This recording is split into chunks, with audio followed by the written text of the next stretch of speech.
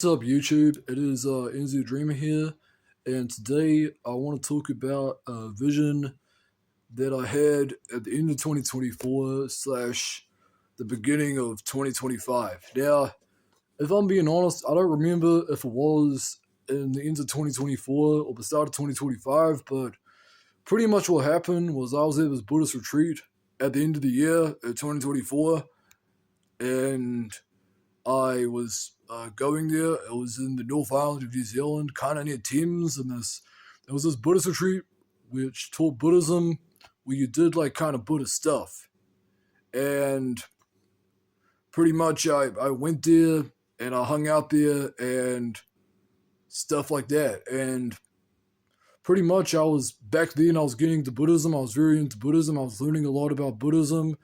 I wanted to get a Buddhist book for Christmas, but my mom got me this instead for Christmas. She helped me go to a Buddhist retreat and stuff. And pretty much I went there, I read a whole bunch of Buddhist texts, and I had a lot of supernatural experiences. But the number one experience that I had was me and the group of the Buddhists, the Buddhist people, were going to the top of the hill to like stay the night or to like go and do like a nighttime meditation. We did like this meditation every night. We did like a silent meditation where we just wouldn't talk and stuff, and we just do that for like kind of a while, and we just hang out there. And we went at the top of this like pagoda with a stupa. A stupa is kind of like this pointy Buddhist thing. I'll show an image at the end of the video. But pretty much we were watching the sunset. And like I felt like lots of like inner peace and stuff.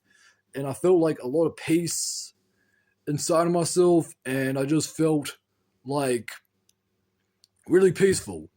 And pretty much we were looking at the sunset. And when I was looking at the sun, I began to see like scratches on the sun. Like I saw this weird scratch which had like um, a, a circle, then like a spiral coming out of it. I saw like two straight lines on it, and it was on the bottom right of the sun. I was talking to other people about it. I was asking them if they saw it, and apparently they didn't see it. And then I talked to my friend about it later, and it turned out it was a vision of some kind. And if I'm being really honest, I don't know what it means, but given that I had a few other supernatural experiences at this Buddhist camp, retreat, whatever you want to call it, I kind of think that it was some kind of vision I was given about Buddhism, related to Buddhism. Now, I don't really know what it means, but I want to share it. I'm just going to show what it looked like, and then I'm going to talk about what I think it might have meant. Now, this is a picture of the symbol that I made off of the sun scratch, and this is like what was going on. This is like I saw it. Pretty much, this is a symbol that I made. There was like a little kind of ball with a line coming out, two other lines next to it. These lines are supposed to be smaller than that one, but I kind of drew it really quickly. This is like it should look like, but pretty much I saw that on the sun. And what was going on was that pretty much me and the group of people were on this like ledge and stuff. I was sitting on the ledge looking at it, and there were like two hills. There was like a harbor looking over it, and the sun was going down, and I saw these two symbols on like the bottom right of it. And someone thought that like my retinas might have been damaged, but I've watched the sun many times and I've never seen a scratch on it. So I don't really know what it means. So to give an interpretation of what this vision meant, what I think it means is that I think it means that spirituality, a religion have been distorted, and they're being kind of scratched by this world, and that in general our connection to all things spiritual have been kind of distorted. Because I talked to my friend about it, and he says that the sun is like the source of all spirituality, and is the spirit in Christianity, which means like the soul. It's like, or like the prana in Hinduism, or the Brahman. And pretty much it's kind of like if you have a microwave, and if you have like a computer, right? The computer is kind of like your body. The OS, the software, is like your soul, and like the power that actually powers it, like you turn it on or you turn it off, is like electricity powers is like your spirit, and it means that the spirit's been kind of damaged and stuff. In the Quran, it says that Alexander the Great threw the sun in a puddle of mud, and that kind of means that Islam's kind of like messed up spirituality and stuff. I want to cover that in another video. So I think that's kind of what it means. At this Buddhist camp, I want to briefly talk about my other experiences at it and stuff.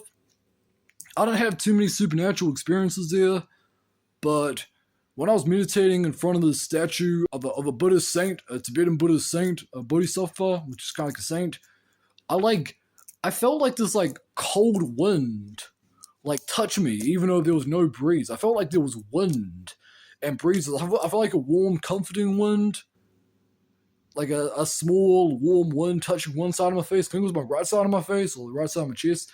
I felt it was like angry, like breeze and stuff hitting my other side. And I think there was some kind of supernatural energy, like a demon or a fallen angel or something like that, because there was no, like, I was in a room that had no outside access to the windows. It had no vents because it's an off-grid, like, location. So I believe some kind of off-grid, some kind of spiritual entity touched me. And something else interesting that happened was that I was in this group conversation with some people, and I heard like a phone going off, even though there was no phones going off, which is weird because there's no reception there. There's not supposed to be any reception. We're not even allowed to have like our phones on. We weren't even allowed to be on our phones to kind of disconnect and stuff at the retreat. But I heard like a phone going off. Like I heard like a phone notification. Apparently that means you get spiritual downloads or something, according to my friend. But I think it was something supernatural going on. So I think that's kind of interesting. And also, later on when I went to the Buddhist, the organization that kind of runs it, I kind of like, I heard someone saying my name when no one has said it, and they said my name. And I oftentimes I hear like a being saying my name, or like someone saying my name when nobody's around. I ask someone if they said my name, they said like no one said my name. And often there's not many other people around, or it sounds like a specific person, so it couldn't realistically be like anyone else. So I think some kind of like spiritual entity is like kind of attacking me or something. And I think that spiritual entity was trying harder to attack me at this spiritual retreat. So I guess Buddhism may be true, because if you look into it, Buddhism actually has a lot of parallels with Christianity. Buddha and Jesus taught a lot of similar things.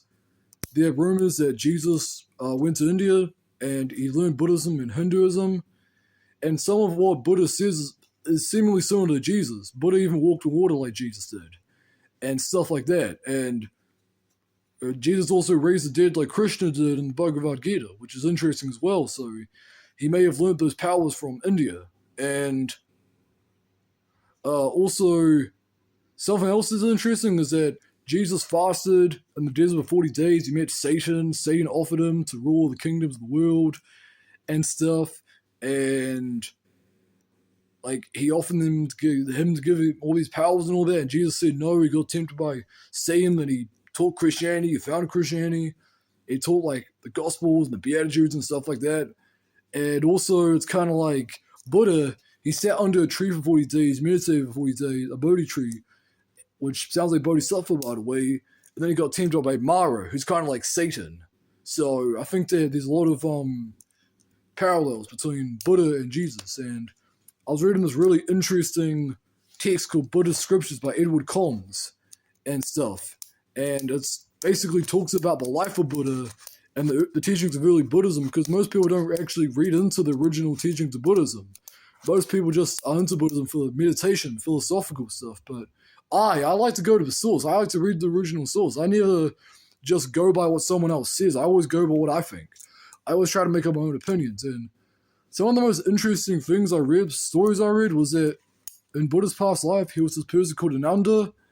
Well, I think he was an underdog. That was either him or his disciples. And he was actually destined to become the Buddha because he met the other Buddha and he asked to be the Buddha. And the Buddha said you have to reincarnate. But the Buddha back then, is separate Buddha to the Buddha we all know, he said he has to reincarnate tons of times to become a Buddha.